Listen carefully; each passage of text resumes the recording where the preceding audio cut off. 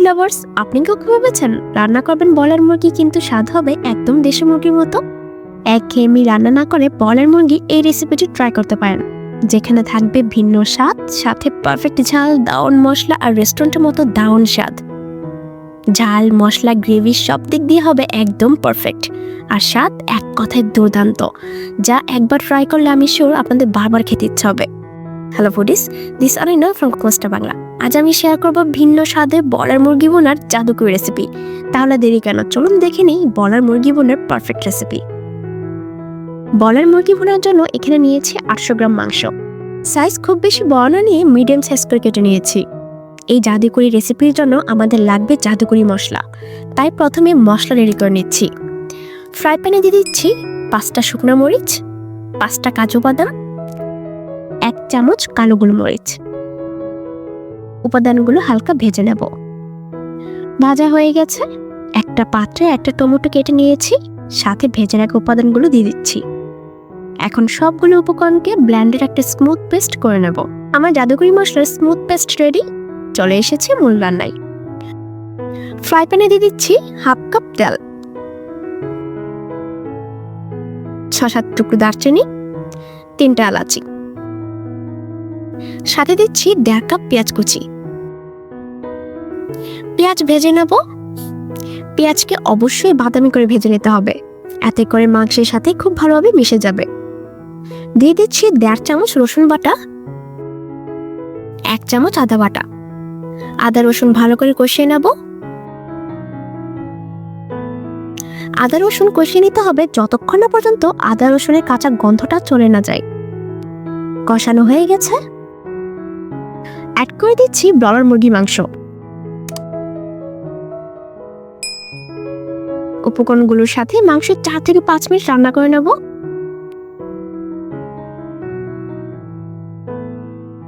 এখন একে একে মশলাগুলো অ্যাড করে দিচ্ছি।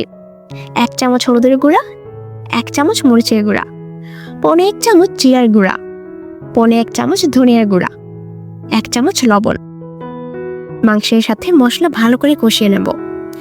এক্সট্রা কোনো জল ব্যবহার করছি না, মাংস থেকে যে জল বের হবে তাতেই কষানো হয়ে যাবে।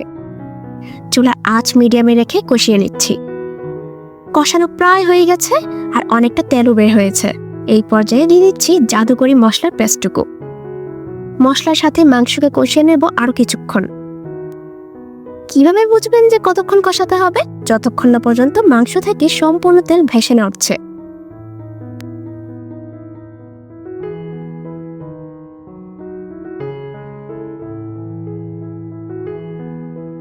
দেখুন মশলা কত সুন্দরভাবে ভাজা হয়ে গেছে আর তেলও ভেসে উঠেছে।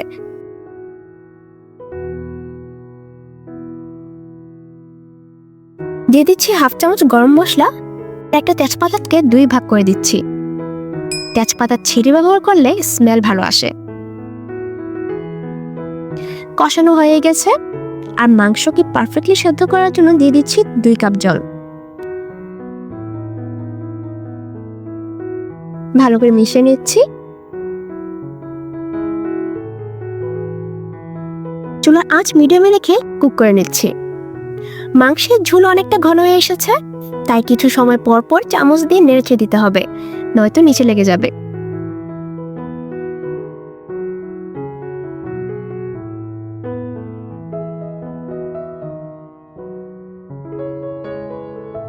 গ্রেভি থেকে তেল ছাড়তে শুরু করেছে।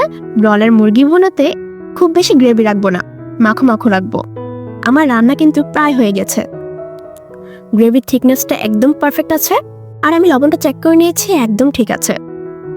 Just look at the colour. এই পর্যায়ে চুলা অফ করে দিচ্ছি। রেডি আমাদের ভিন্ন স্বাদের ব্রয়লার মুরগি ভুনা। ট্রাস্ট মি, এই মুরগি ভুনার স্বাদ বলে বোঝানো সম্ভব না। একবার টেস্ট করলে লুপ সামনে রাখতে পারবেন না। রাইস, পোলাও, রুটি, পরোটা যার সাথেই সার্ভ করবেন তার সাথেই মিলে একাকার হয়ে যাবে। তাই ঝটপট বাড়িতে বানিয়ে নিন আর আপনাদের কাছে কেমন লেগেছে আমাকে কমেন্ট বক্সে জানাবেন। তাহলে আজ এই পর্যন্তই। ভিডিওটি ভালো লেগে থাকলে লাইক আর শেয়ার করে দিবেন। আর ছোট্ট কি রিকোয়েস্ট হলো, যদি চ্যানেলটিকে সাবস্ক্রাইব করে না থাকেন তাহলে প্লিজ সাবস্ক্রাইব করে দিবেন। সবাই সুস্থ থাকবেন। আমি অনন্যা, দেখা হবে নেক্সট ভিডিওতে নতুন কোন রেসিপি নিয়ে।